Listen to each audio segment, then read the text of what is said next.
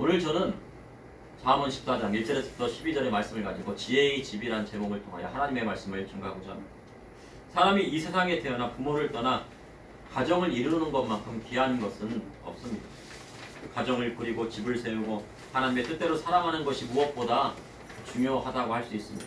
그런데 작년 기준으로 봤을 때 이전보다 우리나라 이혼 건수가 소폭으로 하락했다고 합니다.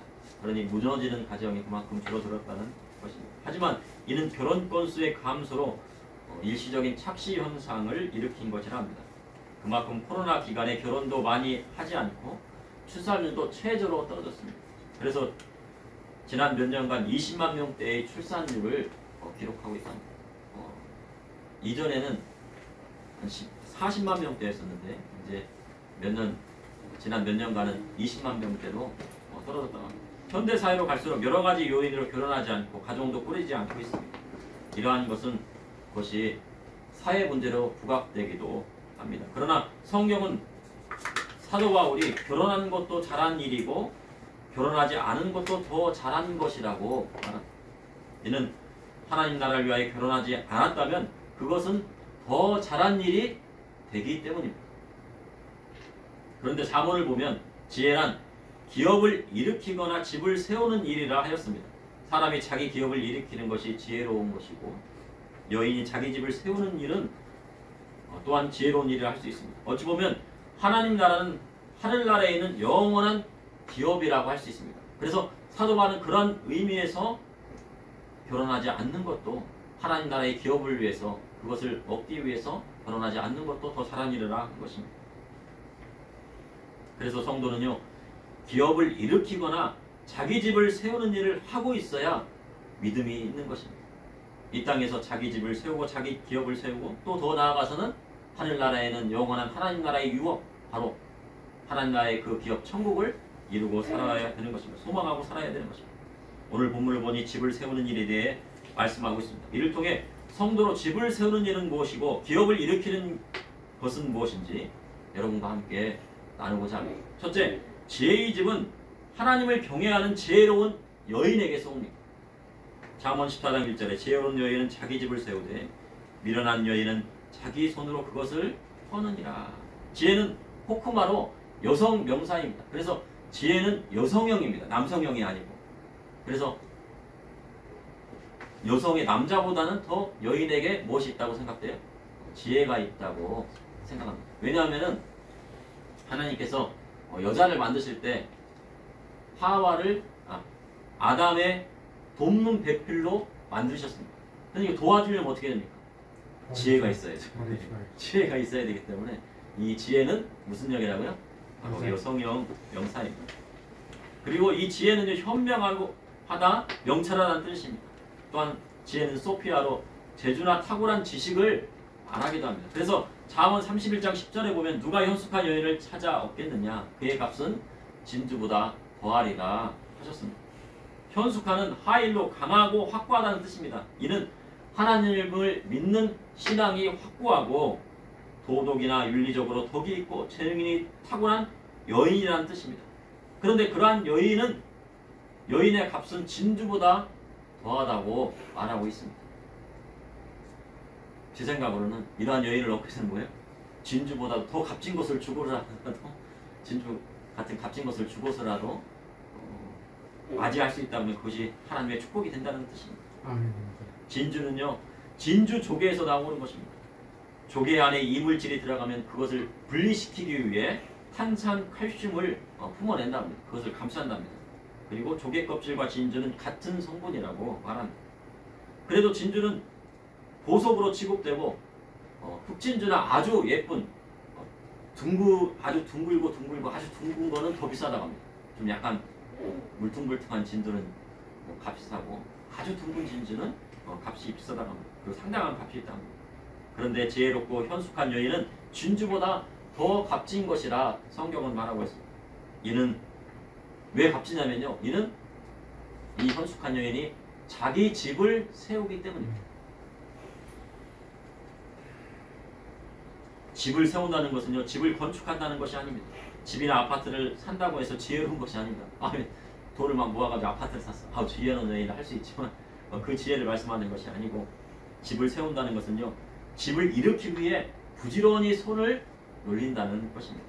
집안을 깨끗하게 하고 옷도 깨끗하게 세탁하여서 또 입고 입히고 새벽같이 일어나 집안 사람들에게 음식을 나눠주고 직원들에게 할 일을 담당시켜서 장사를 잘 할 수 있도록 해요. 주위 사람에게 선을 베풀므로 다른 사람에게 덕을 끼치는 것입니다. 그로 인해서 남편이 뭐예요? 그런 여인을 만나게 되면 남편이 대우받게 되는 것입니다. 남자가 잘해서 대우를 하는 것보다 현숙한 여인을 만나게 되면 대우를 받게 된다는 거죠. 이렇게 보면요. 남자는 기업을 일으키고 여자는 집을 세운다고 기록하고 있습니다. 그래서 지혜로운 여인은요. 자식들을 하나님의 말씀으로 잘 양육하고 가르치는 여인이라고 할 수 있는 것입니다. 집을 세우면 어떻게 해요? 자녀들을 잘 양육해야 됩니다. 여인으로 나이가 들면 잘 키운 자식이 힘이 되는 것입니다. 그리고 자식이 많으면 많을수록 나이가 들면 들수록 어떻게 해요? 큰 힘이 됩니다. 그래서 자식을 키우고 양육하는 것이 여자에게 특화되어 있습니다. 하나님께서는 여자에게 자식을 잘 키울 수 있도록 해주셨습니다. 그런 성품을 주셨어요. 남자보다는요 여자가요 인내심이 더 강합니다. 남자 같은 경우는 어떻게 조금만 화난 일 있으면 욱하고 화나잖아요. 뭐 여자도 그렇지만 그래도 여자의 경우에는 자식들을 보게 되면 그래도 참습니다. 어머니를 보면 우리가 알 수가 있습니다. 그래서 자식을 하나님 말씀대로 잘 이끌어갈 수 있습니다. 찬송가를 보면요 어머니의 넓은 사랑 귀하고도 귀하다 이런 찬송이 있습니다. 왜 이런 찬송이 나옵니까? 넓은 사랑은 누구에게 있어요? 어머니에게 있습니다. 어머니는 그만큼 인내하기 때문에 그렇습니다. 아버지는 막 저 녀석 그냥 내쫓아버려 막 그렇게 하실 수 있을지라도 어머니는요 그 자식을 못난 자식이라도 감싸주시기 때문입니다. 그러나 미련한 여인은요 자기 손으로 그것을 헌다고 성경이 기록하고 있습니다. 지혜로운 여인은 자기 손으로 집을 세우고 미련한 여인은 자기 손으로 집을 허문다고 성경이 기록해 있습니다. 그래서 집이 세워지고 망하는 것은 누구에게 달려 있습니까? 여인에게 달려 있는 것입니다. 여자에게 달려 있는 것입니다. 어떤 여인을 받아들이냐에 따라서 집이 망하느냐 흥하느냐가 달려 있는 것입니다. 아무리 못난 남편이라도요 뭐예요? 이 여인이 그를 받아주면 어떻게 해요? 잘 돕고 배필해주면 어떻게 합니까? 집안이 세워지는 것입니다. 바보 온달과 평강공주가 그냥 있는 내용이 아닙니다. 아무리 바보 같은 남편이라도 지혜롭고 현명한 여인을 만나게 되면 어떻게 됩니까? 나중에 큰 장군이 되는 것입니다. 그런데 미련하다는 것은 하나님을 믿지 않을 뿐더러 미련하다는 것은요 하나님을 믿지 않는 뿐더러 그분을 대적하고 교만하게 행한다는 뜻이 됩니다. 그래서 미련한 여인은요 멸망을 자초하게 되는 것입니다. 미련한 여인은 뭘 한다고? 멸망을 자초하는데 왜 멸망을 자초합니까? 자기 집을 허물기 때문입니다. 자기 집을 망가뜨리고 허물고 여인에게 무엇이 최고라고요? 그 집안과 자식이 최고인 것입니다. 그런데 그것을 허물어버리면 뭡니까? 아무것도 남지 않죠. 잠언 14장 2절에 정직하게 행하는 자는 여호와를 경외하여도 패역하게 행하는 자는 여호와를 경멸하느니라. 성도에게 정직이란 생명과도 같은 것입니다. 다윗은 하나님과 사람 앞에 정직한 사람이었다고 성경은 기록하고 있습니다. 그래서 하나님께서 그를 사용하여 주셨습니다. 다른 거는 다 떠나서요. 하나님과 사람 앞에 정직하면 하나님께서 어떻게 하신다? 그 사람을요? 쓰십니다. 그래서 거짓말 하지 말아야 합니다. 하나님을 참으로 경외하는 자는 정직할 수밖에 없습니다. 왜냐하면 하나님의 말씀대로 행하기 때문입니다. 다시 말해 정직하다는 것은 거짓말하지 않는다는 뜻이 됩니다. 그래서 아주 작은 일이라도 거짓말을 하지 않는 것이 중요한 것입니다. 그러나 패역하게 행하는 자는 여호와를 경멸합니다. 그래서 미련한 자는 교만하여 입으로 매를 자청한다고 성경은 기록하고 있습니다. 잠언 14장 4절에 소가 없으면 구유는 깨끗하려니와 소의 힘으로 얻는 것이 많습니다. 어릴 적 저희 집에는요 소를 키웠습니다. 제가 대학 들어갈 때까지도 소를 키웠는데 대학 이제 졸업하고 나니까 소를 이제 안 키우기 시작했는데요. 소를 키우면요 멀리 집을 비울 수가 없습니다. 겨울이면 가마솥에다가 거기다가 이제 그 같이 불화기를 막 넣어가지고 잘라가지고 넣고 거기다가 또 이제 쌀겨 있죠. 쌀겨를 이렇게 한 바가지 딱 그다음 물을 막 넣어가지고 끓입니다. 팔팔팔. 그런 다음에 이제 양동에다가 이제 바게스라고 합니다. 옛날 막 양동에다가요 그 우물을 그 여물을 이제 여물이라고 해요. 그 소의 밥을 여물이라고 하는데 그 여물을 막 퍼가지고 딱 넣은 다음에 뜨거우면 그 소의 이빨이 빠진대요. 그래갖고 이걸 식혀야 되는데 어떻게 하냐면 어떻게 식히냐면 그 구정물이라고 있어요. 뭐 동치미 같은 거, 뭐 김치 같은 이런 거 다 섞은 거 이런 것들 국물 딱 떠가지고 거기다가 이제 식혀요. 그다음에 그거를 잘 식힌 다음에 그 소 그 구유라고 하죠, 그죠? 여물통에다가 딱 넣어줍니다. 그럼 소가 막 먹어요. 맛있게 먹습니다. 얼마나 맛있게 먹죠. 그런데 소는요 하루라도 여물을 주지 않으면요 큰일 납니다. 왜냐하면 소는요 덩치가 커요. 그래가지고 밥을 안 주면은요 여물을 안 주지 않으면 얘가 힘이 빠져요. 그래서 먹는 양도 많고 하루도 거르지 않고 여물을 줘야 합니다. 그러니 멀리 가도요 소 여물을 줘야 하기 때문에 하루를 넘기지 못하고 집에 와야 돼요. 누군가는 집에 와서 여물을 쏘아서 줘야 돼요. 그래서 저희 아버지도 뭐 멀리 저기 뭐 딸네 집에 갔다가도요 야 소 밥 줘야 되는데 어떡하냐 그래가지고 그날 저녁에 와야 됩니다. 소 여물을 주려면. 그런데 소를 팔아버리고요 소를 키우지 않으니 여물을 주지 않아도 되었습니다. 너무나도 편했습니다. 지금은요 경운기나 트랙터로 발을 갈지만 옛날에는 다 소를 데려다가 밭을 갈았습니다. 그래서 농사를 지을 때 이 소가 큰 미천이 되었습니다. 또한 소에게 나오는 분뇨는요 밭에 뿌리면 비료를 쓰지 않아도 훌륭한 거름이 됩니다. 그래서 소를 통해 얻는 것이 맞습니다. 그러니 소가 없으면 구유가 깨끗하고 일거리가 없어지는 것 같지만 그만큼 얻는 것도 줄어들고 소득도 얻지 못하게 되어 있는 것입니다. 소는요 여물만 잘 주면 힘을 먹습니다. 그래서 밭을 막 착착 하는 거예요. 근데 경운기는 어떻게 해요? 비싼 기름을 넣어야 되지.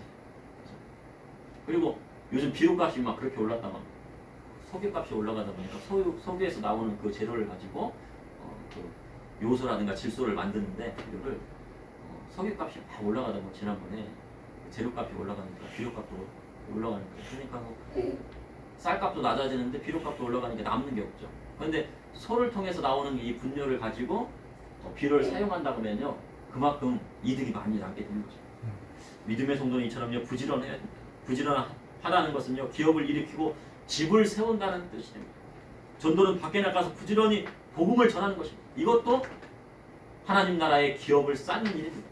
가서 불지는 열심히 가고요 막 전도하고 막 길거리 다니다가는데 전도하면 뭐예요? 하나님 나라의 기업에요 하나님 나라의 유업의 상급을 부지런히 쌓는 것입니다.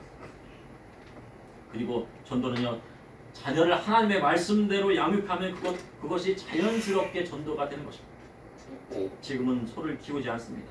소의 힘을 얻어 농사짓지 않습니다. 그런데 자녀를 하나님 말씀대로 바르게 양육하면 소를 키우는 것보다 더 큰 힘을 발휘하게 되는 것입니다. 시편 128편 3절에 내 집 안방에 있는 내 안에는 결실한 포도나무 같으며 내 식탁에 둘러앉은 자식들은 어린 감람나무 같으리로다. 성경에는 번역할 때 감람나무라 하는데 원래는 올리브 나무가 정확한 표현이라고 합니다. 이는 성서 신구학자들이 그렇게 이야기하고 있습니다. 킹 제임스 성경에도 감람나무가 아니라 올리브 나무라고 기록되어 있습니다.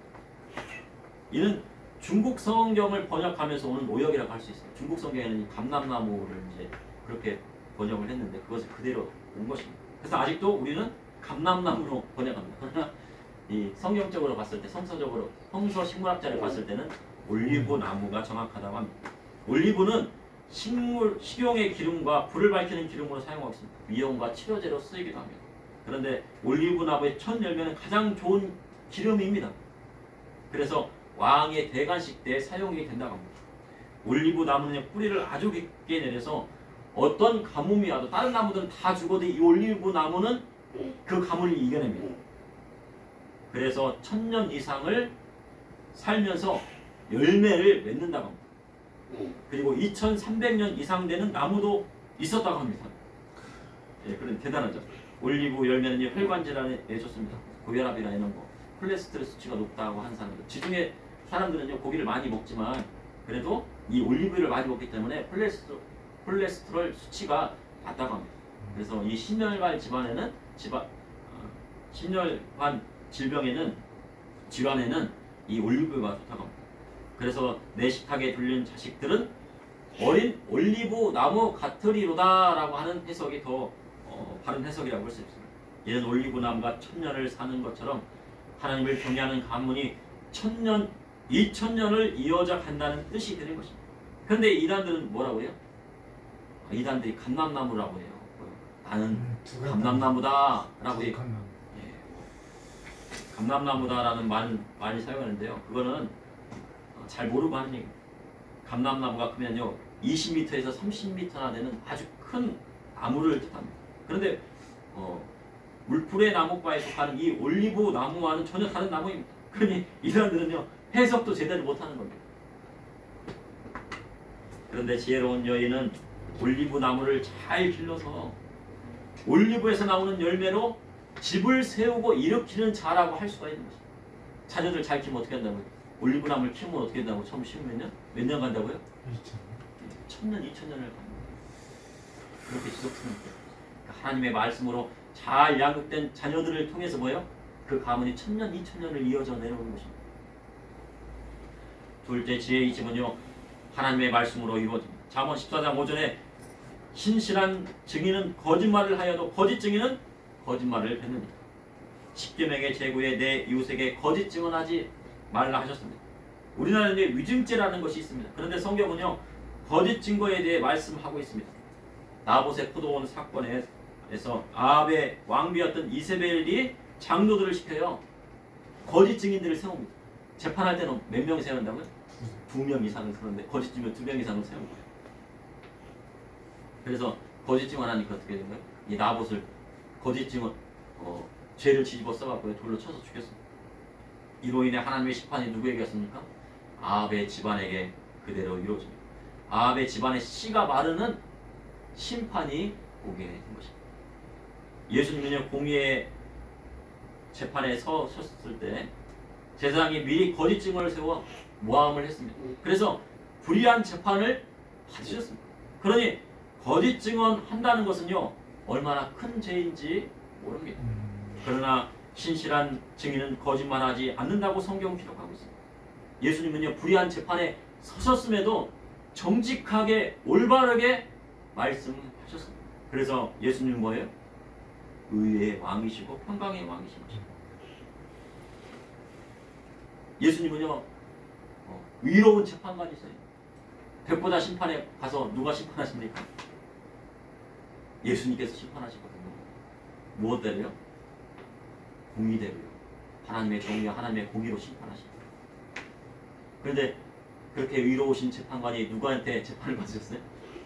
바로 대제사장과 바리새인과 그 공의의 사람들에게 불의한 재판을 받으신 거죠. 그래서 그분을 믿고 따르면 뭐예요? 하나님의 의에 동참하게 되는 것입니다. 잠언 14장 6절에 거만한 자는 지혜를 구하여도 얻지 못하거니와 명철한 자는 지식을 얻기가 쉬우니라. 거만하다는 것은요 교만하다는 것. 선생님에게 무엇인가 배우고자 할 때는요 겸손한 자가 되어야 합니다. 자기가 조금 알고 있다고 해서요 거만하면은요 선생님에게 아는 것을 배울 수가 없어요. 100가지 중에서 한 가지 알았다고 아유 선생님 내가 알고 있는 거 선생님도 알고 계시는데 나도 알고 있는데 그러면 돼요 안 돼요? 그러면 안 돼요. 그러면 나머지 99가지의 지식을 얻을 수가 없습니다. 선생님은 100가지를 알고 계시잖아요. 근데 한 가지야 내가 알고 있다고 해서 아니 선생님 내가 알고 있는 것도 선생님이 알고 있으니까 뭐 선생님 별거 아니다 하면은 99가지를 알 수 없게 되는 것입니다. 그래서 겸손한 자가 돼요. 그러나 명철한 자는 지식을 얻기가 쉽다고 성경은 기록하고 있습니다. 그럼 명철은 어디에서 옵니까? 요한을 경외하는 바로 하나님의 말씀에서 나오는 것입니다. 하나님의 말씀을 사모하고 그 말씀대로 행하는 자에게 명철함을 허락하여 주시는 것입니다. 이처럼 성령을 받은 자는 명철함이 오게 되어 있습니다. 예수님의 제자는 세상에서 학벌이 좋은 사람이 없었습니다. 아니었습니다. 지식이 많은 사람도 아니었습니다. 다만 어부가 대부분이었습니다. 갈릴리 호숫가에서요 물고기 잡던 어부였습니다. 그러니 뭐 공부를 했겠습니까? 뭐 글자를 제대로 안 했겠습니까? 그보다 조금 나았다 하면 세리 정도였습니다. 그러나 성령을 받은 후에 공부를 많이 하고 성경에 능통하다는 대제사장과 바리새인들을요 하나님의 말씀으로 예수님의 제자리 이기는 놀라운 기적의 역사가 일어나게 된 것입니다. 잠언 14장 7절에 너는 미련한 자의 앞을 떠나라 그 입술에 지식이 있음을 보지 못함이니라. 성경은 미련한 자의 앞을 떠나라 했습니다. 미련한 자와 함께 말하면 그 미련함에 동참하게 되어 있습니다. 누군가 오토바이를 훔치는데 그 사람과 함께 그 친구와 함께 있으면 어떻게 돼요? 그 사람도 공범이 됩니다. 그 사람도 오토바이 도둑이 되는 거예요. 사기치는 사람 옆에 있으면 그 사람도 뭐예요? 사기치는 자의 공범이 되는 것입니다. 술 취한 사람과 함께 있으면 자기도 술 취하고 방탕하게 되어 있습니다. 그래서 사모는 미련한 자 앞을 떠나라 한 것입니다. 만약 미련한 자를 훈계하려면 도리어 교만해서 그 미련한 자가 교만해서 훈계하고 교만하는 자를 멸시하기 마련입니다. 그래서 미련한 자는 함께 있는 것이 아닙니다. 그리고 그를 훈계하면 됩니까? 안 됩니까? 훈계하게 되면 도리어 자기가 멸시함을 받게 돼요. 그래서 지혜로운 자를 훈계해야 됩니다. 미련한 자를 훈계하는 것보다 지혜로운 자를 훈계할 때 그 지혜가 더 쌓여지게 되는 것입니다. 그래서 미련한 자의 입술에는 지식이 없습니다. 이는 하나님을 아는 지식이 없기 때문입니다. 잠언 14장 8절에 슬기로운 자의 지혜는 자기의 길을 아는 것이라도 미련한 자의 어리석음은 속이는 것입니다. 슬기로운 자의 지혜는 자기의 길을 아는 것입니다. 자기가 무엇을 해야 할지 아는 사람입니다. 내가 누구인지 아는 사람입니다. 어린이 여러분, 내가 누구예요? 아니, 어린이 여러분 누굽니까? 그렇죠. 그리고 또 누구예요? 뭐 하는 사람이에요? 학생이죠. 그치? 학생이죠. 공부하는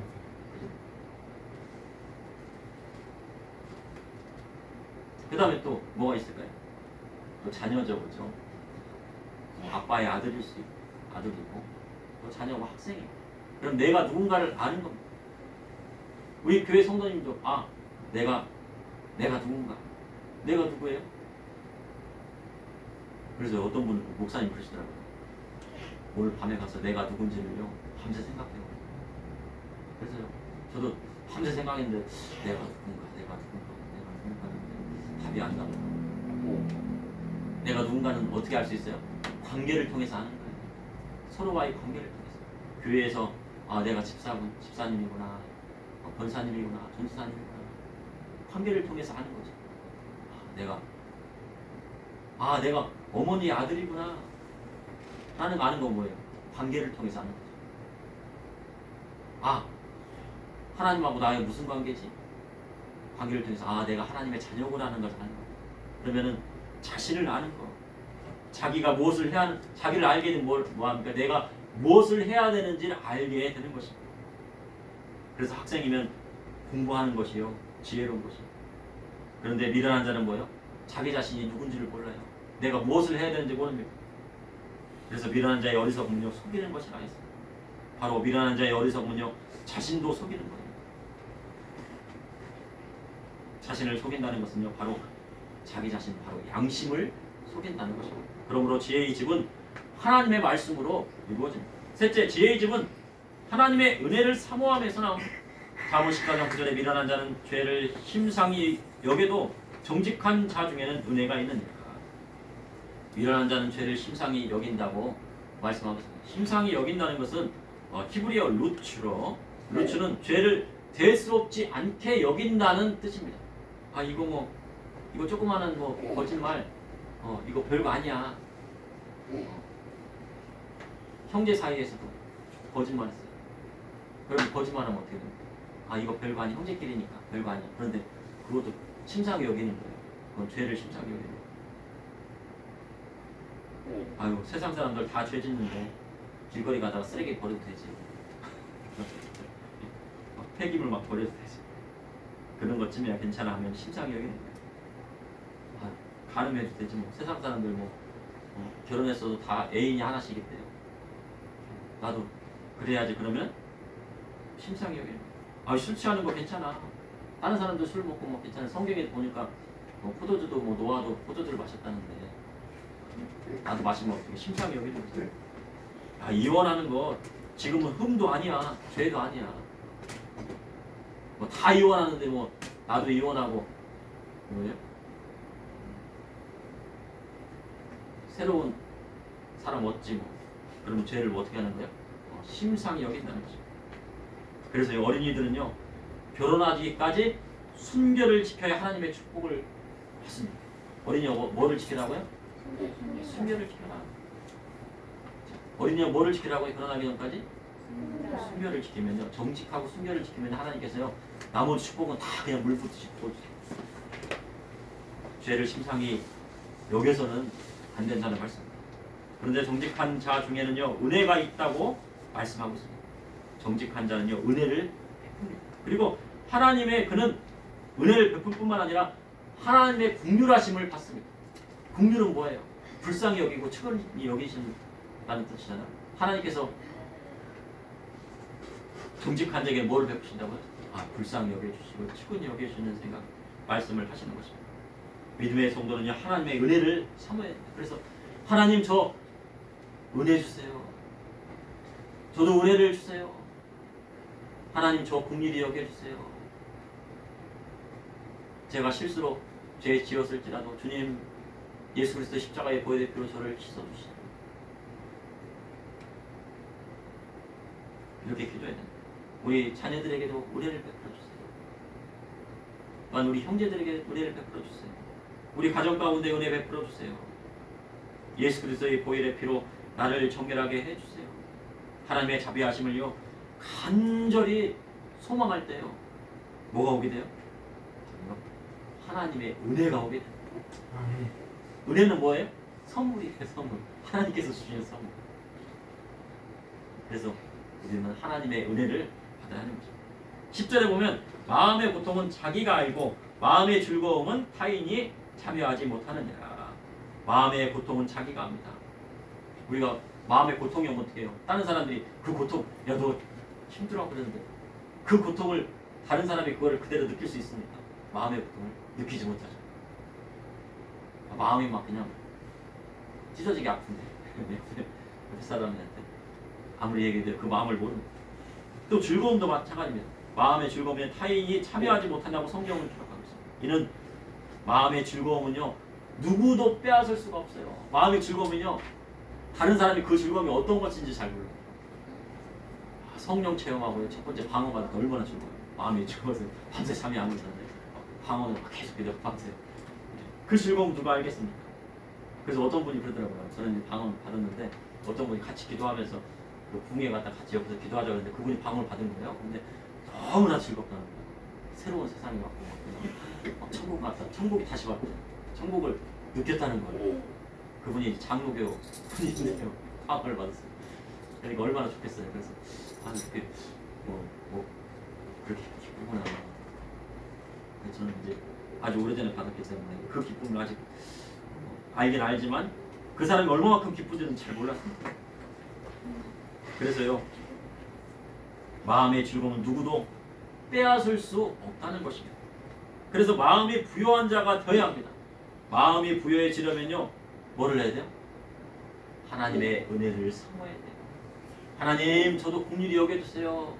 하나님, 저 부족하고 실수가 많습니다. 우리가 보통 보면 이 피에로라고 합니다. 피에로라는 단어가 이제 프랑스어에서 왔다고 하는데 이 피에로의 어원은요, 베드로에서 왔다고 합니다. 피에로, 광대를 피에로라고 하잖아요.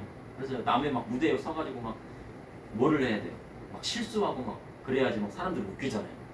그죠? 근데 그래서 이 피에로가 근데 성경에서 보면요, 실수를 가장 많이 하고요, 많은 사람들을 웃기게 하는 사람이 누구예요? 제자 중에? 베드로입니다. 실수를 많이 하잖아요. 네.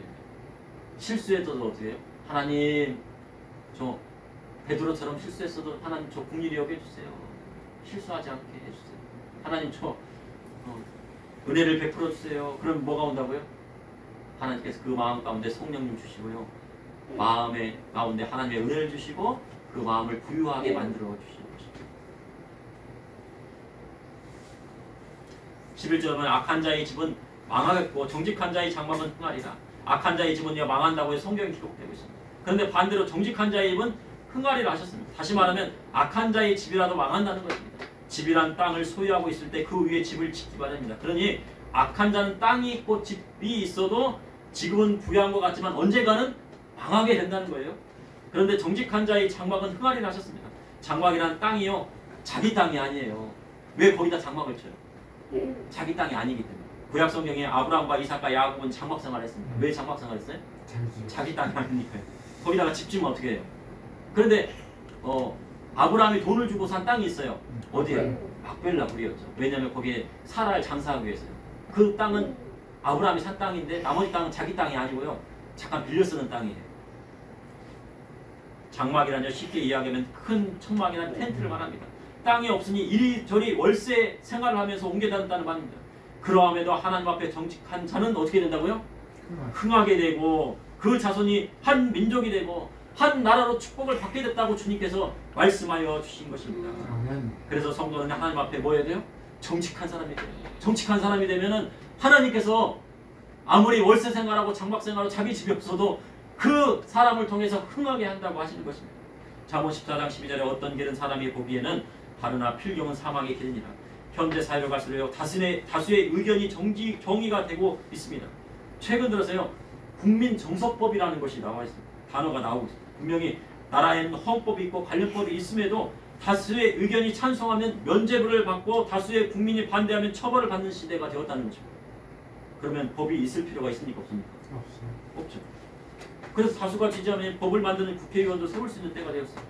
그런데 그가 만드는 법이 뭐요? 하나님의 말씀과 다를 때가 많이 있다는 것입니다. 그러니 어떤 길은 사람이 보기에는 올바른 것 같지만 하나님의 법에는 옳지 않게 된 것입니다. 그러나 그것은 사망의 길이라고 성경은 기록되어 있습니다. 그래서 믿음의 성도는 하나님의 법 아래에 있어요. 세상 법이라고 하더라도 뭐예요? 그 말씀, 그 법이 하나님의 법에 전통되는지 안 되는지를 보고 그것을 지킬지 말지를 결정해야 되는 것입니다. 그래야 하나님이 주시는 은혜와 축복을 누리며 살 수 있는 것입니다. 하나님이 주시는 축복은요, 세상이 추구한 것과 비슷한 것 같으면서도 많이 다를 때가 있습니다. 때로는요, 교회 다닌다면서도요, 세상이 추구하는 것이 하나님의 복으로 착각하고 그것을 향해 나아갈 때가 있어요. 그러나 믿음의 성도는요, 세상 것이 아니라 하나님의 말씀 위에 기업을 일으키고 집을 세워야 합니다. 그래야 할 때 흔들리지 않고 올리브 나무처럼요, 1000년, 2000년을 지속하는 하나님의 축복을 받게 되는 것입니다. 앞으로 1000년, 2000년 지나면 우리는 어디에 있을 것 같아요? 천국에 있죠. 하나님 나라에 있는데, 그러나 내가 전도해서 땅에다 씨를 뿌렸어요. 그러면은 그 사람들 어떻게 해요? 믿음에서 주렁주렁 열리게 되죠. 이번에 제 아는 목사님께서 필리핀에 선교 가셨는데요, 어렸을 때 어린아이를 가르쳤대요. 필리핀에 아주 가난한 그 학생이었나 봐요. 근데 그에게요, 뭘 냈냐면 장학금을 준 거예요. 계속. 근데 지금 뭐가 됐냐면 치과 의사가 됐어요. 그래가지고 저기 네팔에 가가지고 선교하는 거예요. 치료하면서. 바로 뭐예요? 어린 감람나무를 키우기 위해서. 그가 그 복음의 씨앗을 뿌렸더니 자녀도 씨앗이 되겠지만 또 내가 전도한 사람도 씨앗이 됩니다. 그래서 우리는 어린 감람나무를 심어야 돼요.